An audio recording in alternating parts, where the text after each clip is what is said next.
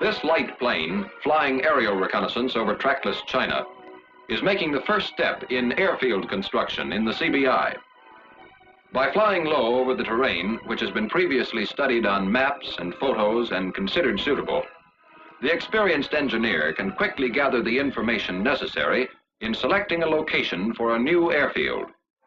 Once a likely site has been spotted, the pilot brings his plane down. These light planes can land almost anywhere. The engineer can now make a ground reconnaissance of the area and determine if the location fulfills the necessary requirements: approaches, drainage, good soil, and plenty of room for the dispersal of campsites, dumps, and aircraft. If the area is found to be suitable, the engineer will probably start natives to work leveling and clearing the field so transports can bring in supplies and equipment. Coolies for this work are hired by the Chinese government by the thousands. Their methods are primitive, and they still use tools like these crude hoes to grub out the vegetation, and small hand sickles to cut the grass. All mounds and high spots on the field are removed.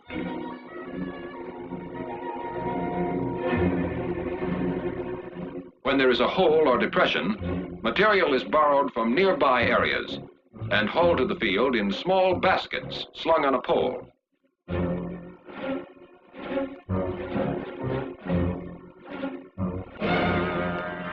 The low spots are then filled, and the material is tamped in place by the coolies stamping it with their feet.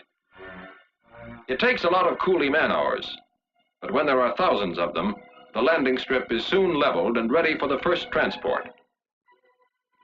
This field, captured from the Japs, was to be used for light traffic as a temporary field for landing supplies, and only light construction work was contemplated.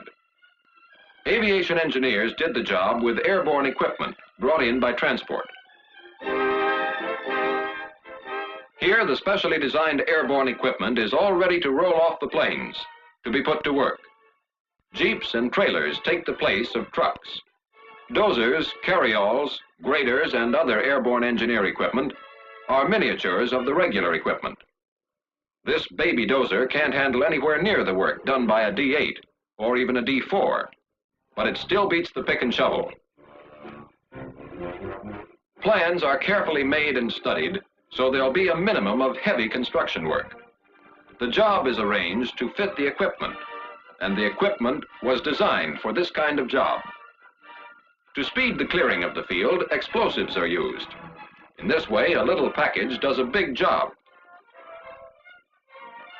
And all large trees, stumps, and rocks which might interfere with the construction work are blown out. This kind of job is a natural for the airborne equipment. To get the field ready for light traffic, about all that is necessary is to level the dikes around the rice paddies, and the dozers knock them off without much difficulty.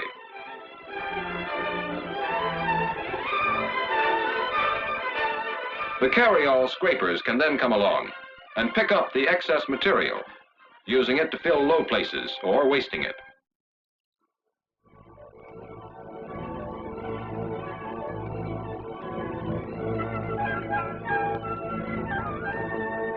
Graders also help on the job, for one piece of equipment can't possibly do all the work. It's a combination of equipment and careful planning that gets results.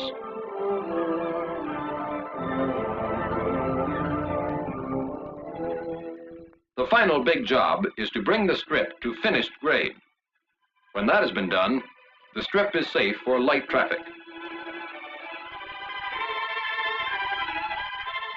Now let's go to another field, another situation. This particular field was captured from the Japs too. A few men then went to work with hand tools and were able to put it into shape so that transport planes could bring in aviation engineer equipment and supplies.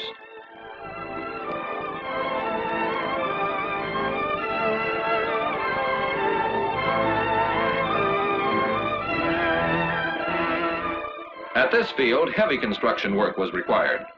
But natives weren't available in sufficient numbers, and the miniature airborne equipment couldn't do the job. So a new technique was employed. The necessary heavy equipment was cut up into small pieces loaded into transports and flown in. In this way, heavy equipment, such as this sheep's foot roller, could be carried in an ordinary transport plane.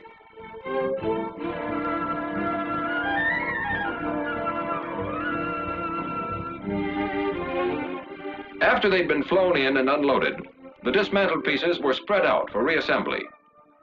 Each different type of equipment had a crew which used almost production line methods in doing this job. If you look around, you'll recognize parts of equipment you're all familiar with.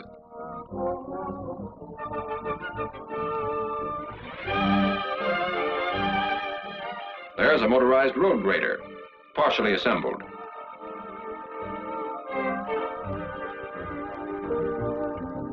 And this is one of our very versatile power shovels.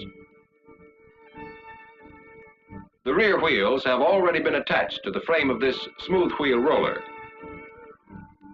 And here, part of a carryall is being welded together.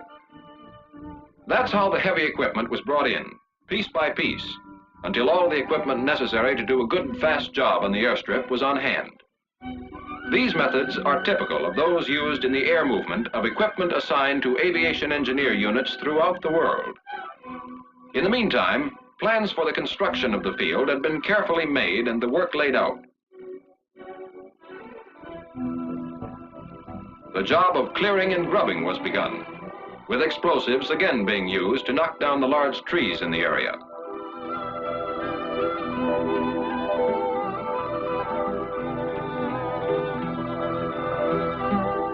The dozers went to work pushing the trees off the field and out of the way. But it isn't enough just to clear the area of trees and brush. Surplus vegetation and unstable, mucky soil must be stripped in order to start building on a stable base. In areas covered by tall, dense jungle grass, the fastest method of clearing was to cut it down with a mower. There usually were logs and brush hidden in the grass, so a couple of men had to go ahead of the mower and remove them.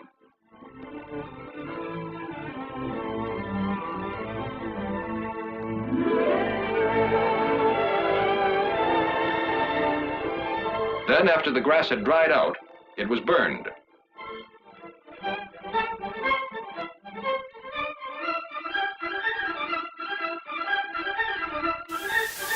If you enjoyed that, you may enjoy some of my other World War II videos. I have 3 World War II playlists, one of general videos, one with newsreel footage, and another concentrating on the efforts of women during World War II. Check out my channel for other interesting videos on a variety of topics, and subscribe because we'll be adding lots of new video, including new World War II footage.